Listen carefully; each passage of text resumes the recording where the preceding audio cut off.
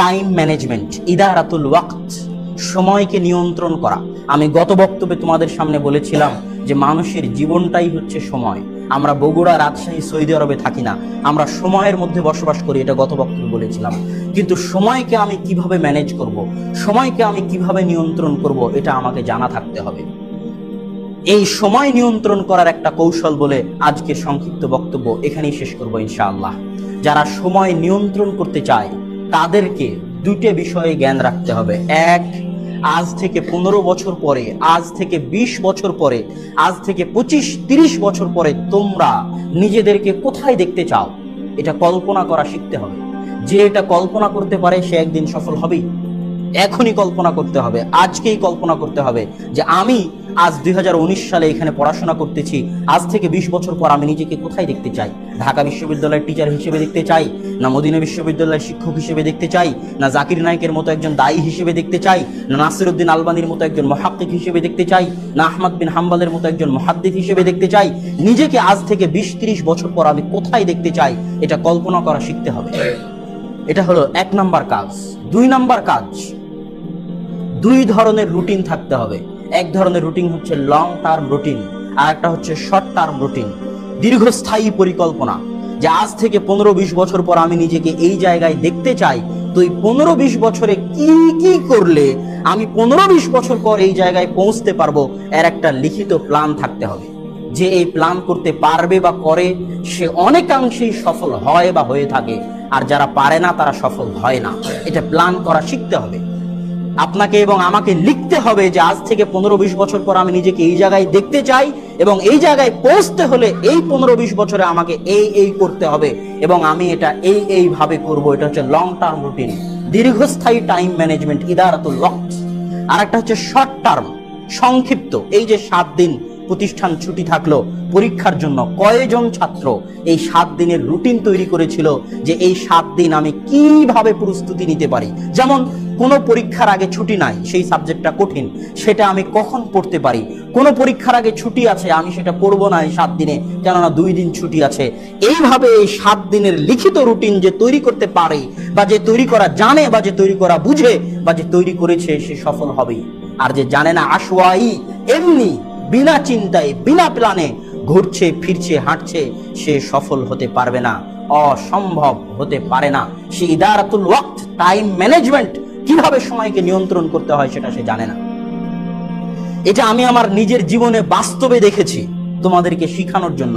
যখন আমি দারুল উলুম দেওবন্দে ভর্তি পরীক্ষা দিতে গেলাম, তখন আমার হাতে মাত্র 1.5 মাস সময় ছিল, আর আমি কোনোদিন হানাফি প্রতিষ্ঠানে পড়িনি, হানাফি বই সম্পর্কে আমি কিছুই জানি না।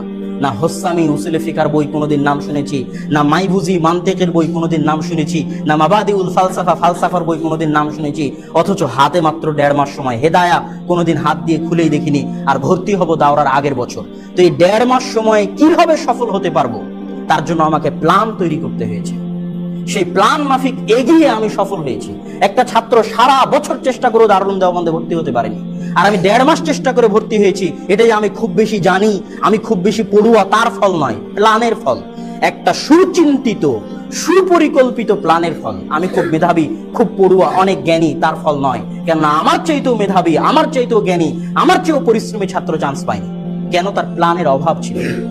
আমি প্রথমেই খুঁজেছি 15-20 বছর আগের প্রশ্ন, সেটা দিয়ে নিজে সাজেশন তৈরি করেছি। নিজে সাজেশন তৈরি করার পর সেগুলোর হ্যান্ড নোট বানিয়েছি। পড়াই শুরু করিনি, 15-20 দিন চলে গেছে এগুলোই করতে। তারপর পড়া শুরু করেছি, তারপর পরীক্ষা দিয়েছি, হয়ে গেছে। মাস্টার্সের পরীক্ষা দিলাম, আমাকে প্ল্যান তৈরি করা লাগেছে কিভাবে আমি সফল হতে পারি এই পরীক্ষায়। এটা আমার প্ল্যান তৈরি করতে হয়েছে। সব সময় জ্ঞান দিয়ে, সব সময় অধিক পরিশ্রম দিয়ে সফল হওয়া যায় না, সুচিন্তিত সুপরিকল্পিত প্ল্যান থাকতে হয়।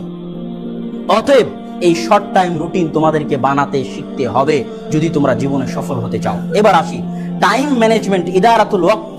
যে যত পৃথিবীতে যে যত ব্যবসা করতেছে, সবাই কিন্তু সময়কে নিয়ে ব্যবসা করতেছে।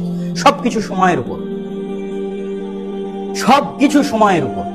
সেটা তুমি একটু গভীরভাবে চিন্তা করলে বুঝতে পারবে। তো এই সময়কে যে নিয়ন্ত্রণ করতে পারবে সে সফল।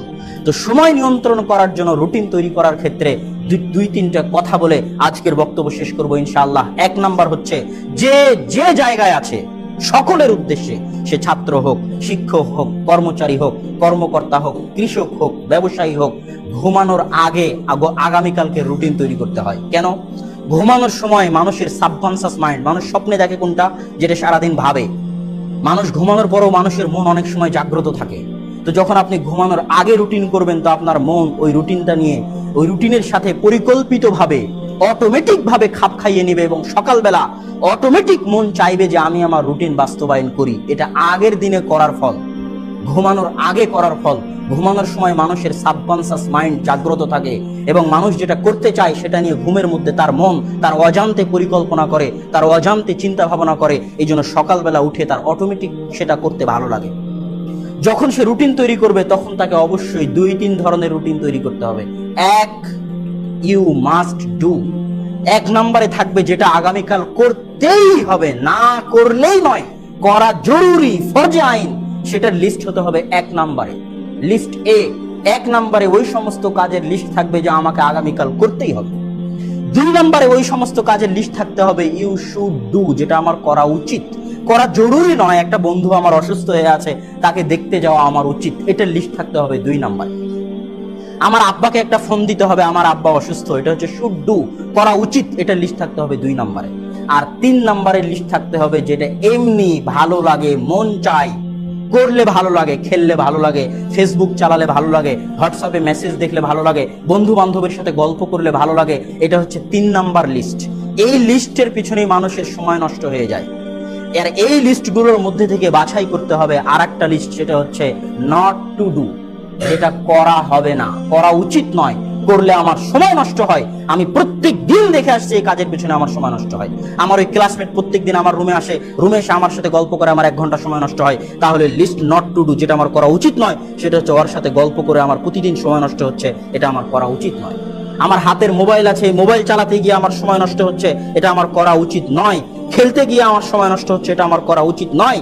রাত্রিরে দোকানপাটে বাইরে গিয়ে আমার সময় নষ্ট হচ্ছে, এটা আমার করা উচিত নয়। আমরা সবাই করার রুটিন করি, কিন্তু কি কি করা উচিত নয় তার রুটিন করি না, অথচ এটাই মানুষকে সফল করতে বেশি কার্যকরী, বেশি উপযোগী। অবশ্যই কি কি করা উচিত নয় তার রুটিন করতে হবে, এবং প্রত্যেক দিন আবার পরের দিন ঘুমানোর আগে গিয়ে দেখতে হবে গতকাল যে রুটিন করেছিলাম তার উপর কতটা আমল করতে পেরেছি। তার উপর যদি আমল করতে না পারি, তাহলে আত্মসমালোচনা, আত্মশোচনায় ভুগতে হবে।